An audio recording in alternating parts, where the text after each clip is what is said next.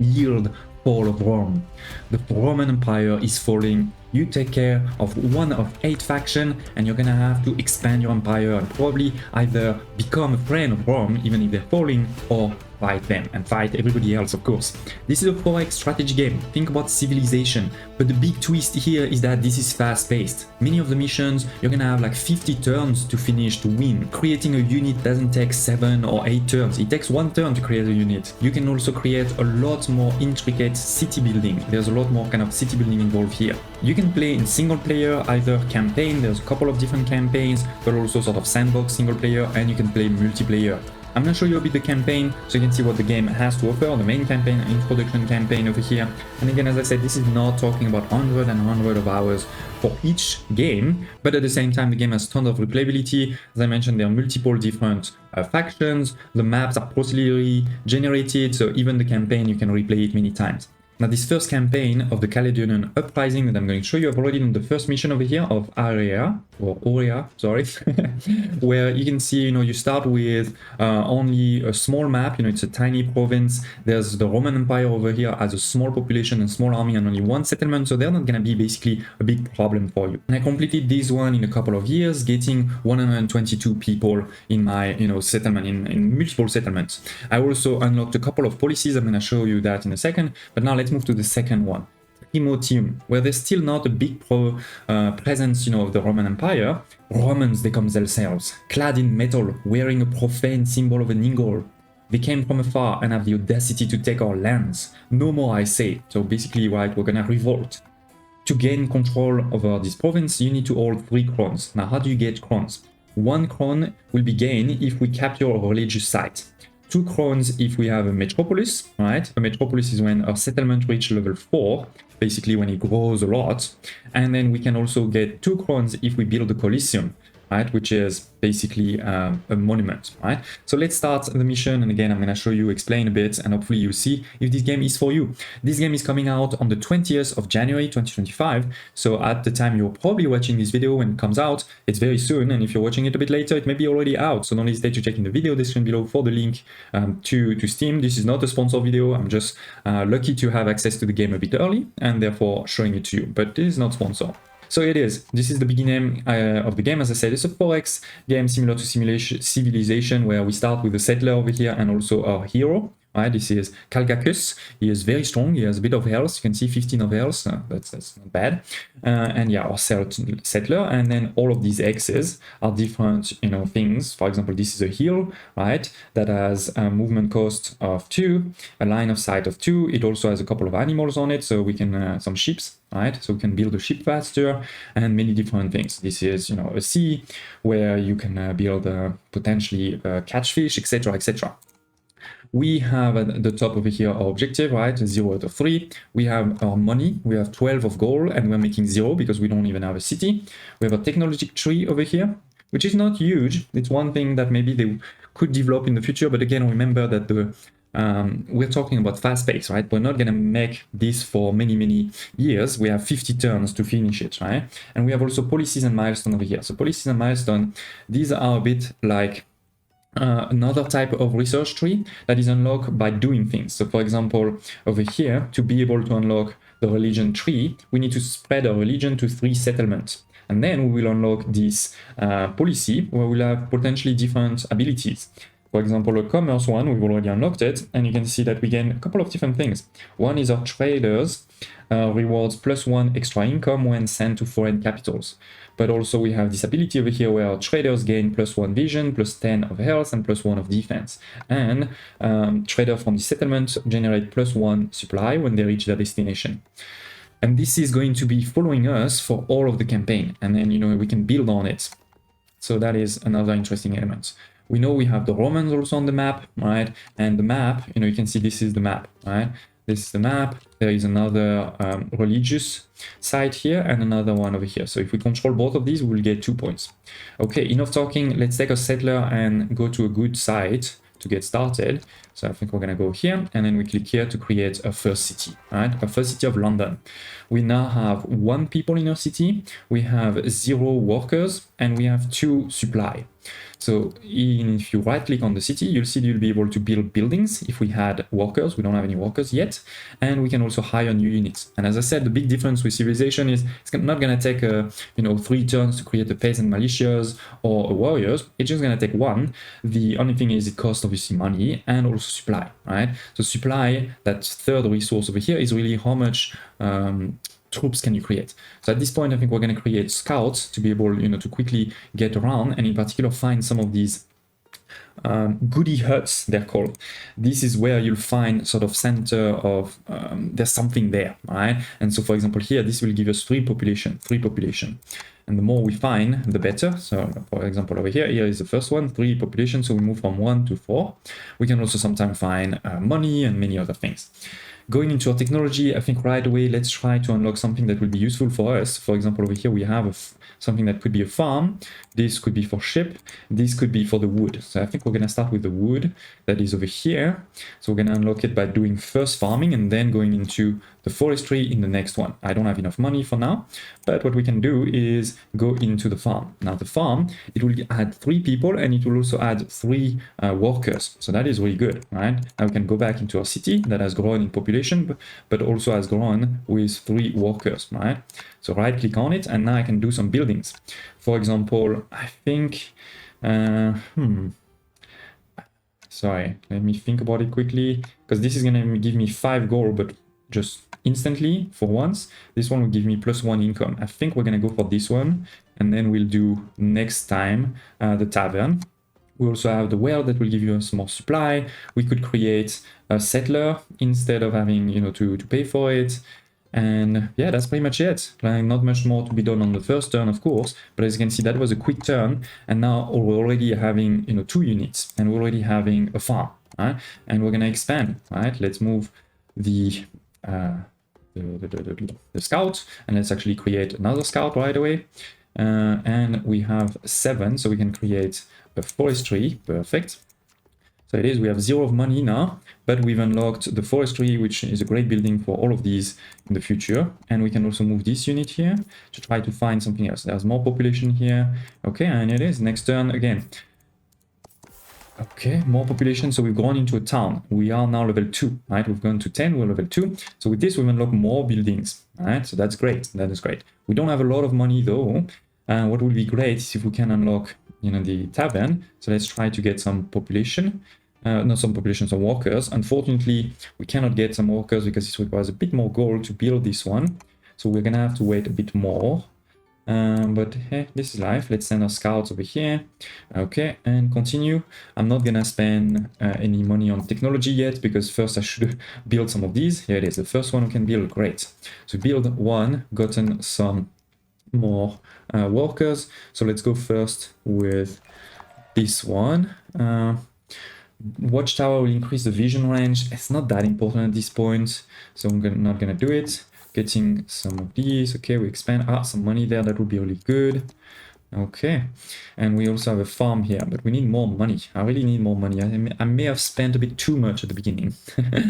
Okay, so this is the end of the map here. It's a small map, right? But at the bottom there is many things, including this religious site. So we're gonna go there for sure. Gonna get this money. Perfect. Now we have 13, so we can try to invest quite a bit. I think here farm is definitely a good one. We're gonna want to do another of these, and with this we have 6 now workers. So let's see, we could also move. This is to improve our people. Supply, I don't need it right away. In the future that would be good. Income, that is really good because my income is low, but now +7, that is good. Okay, so the other thing we should probably do soon is try to create another city to expand, right? So let's create a settler, and then we can expand that. We can click here to see also the next unit that we haven't used yet. I'm expanding, trying to find also where the Romans are. Okay, and yeah, let's try to expand. I mean, here there's probably not that much space. I think we're gonna expand probably over here. Okay, and yeah, we continue we continue. Let me play a couple of turns and I'll see you in a sec. Okay, so it's just been, I think, 2 turns, but there've already been a lot of things happening. So first of all, we're going to be able to build over here a new city, right? This is a good site here, and I do think it's a good one. There's a lot of mining we're going to be able to do here. So let's build this new city. Now, York, it goes to level 1, right? So it's not great, but we're going to be able to expand it soon by building some new buildings, right? Like, for example, over here it is. We have 2 huts, what is it called? We've got lumber huts, yeah. And we've, damn it, I'm low on money, but here it is, let's get 9. We've also done one new technology, which is the engineering. And with the engineering, we unlock the sawmill improvement. What is a sawmill? Well, a sawmill, you can build it next to a lumber hut. It will give 2 population and it will give 4 production per lumber hut adjacent, right? So what it means is, look at this. For example, here, I have 2 of these that are lumber huts, right? So placing over here, this sawmill will not only give me 4 population, but it will give me 8 of production, right? So it's really good. Similarly, if I put it over here, by the way, that should also give me 8, yes. But if I put it here, that should only give me 4. Right, and only 2 people. So this is where, you know, it starts getting really interesting. Similarly, over here, I could put those 3. All right, that could be really good. So let's go. Let's put 1 and gain a lot of population. We've moved actually already to level 3 of our people. So we've gotten even new buildings over here. So that's great. See, +2 income and +1 additional income from each hamlet. Oh, I haven't built a hamlet. So hamlet, you get them. Where are the hamlet? Forgot. It is basically houses. Hamlet. Where are they? Where are they? I don't see them.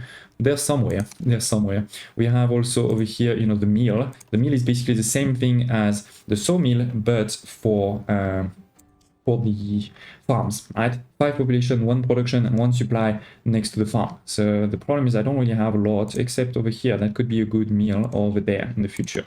But here you start to see a bit the complexity of this puzzle builder too. All right. We have found over here religious site. Now, religious site, what happens is you need to stay there for 1 turn. And if I stay there for 1 turn, then I'll be able to build to conquer it if you wish. So that's the idea. Let's continue over here. Let's build maybe something interesting here. 20 population. Wow, this is a national wonder. Let's build it, right? That will jump my population to 50. That is really great. That is really great. Okay, and yeah, we have a bit more money. So let's continue over here, build this. I think we're going to want to build, as I said, a lot, like 3 of them over here, and then we can build 1 over there. So let's go. In the next turn, which units? Oh, I also built this new unit, which is a trader. So trader, you'll move from 1 city to another, and you'll see in the next turn what it will do. And it will basically do trading, right? It will increase the population over here. It will potentially give me money depending on bonuses. If I send a trader to the Romans, it will also help with relations and things like this. So it is. We can now build with 5 goals. We can build an ancient religious site over here. Ooh, and with this, we have gained 1 point. 1 point, 1 crown if you wish. That is called. Okay. So 4 population again, great, and we can then go to that religious site there.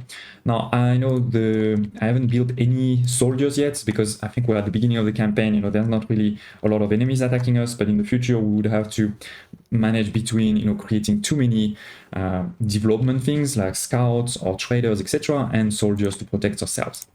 Okay, so anyway, let's continue over here, gaining a bit more. Is there a building to give me some money over here? I don't know them by heart yet, sorry. This one is really good to give me technology for free, but right now I'm trying to get some money. No, +1. No, that is not money. Okay, well, we'll have to wait a bit. Next turn. This one can still move, so let's go. Okay, great stuff here. Okay, so +9. Let's put again this sawmill here, and look at this, we're gonna gain 12, right? So that is really good. Now this city is growing for sure nicely, and yeah, we're gonna continue, try to finish this mission.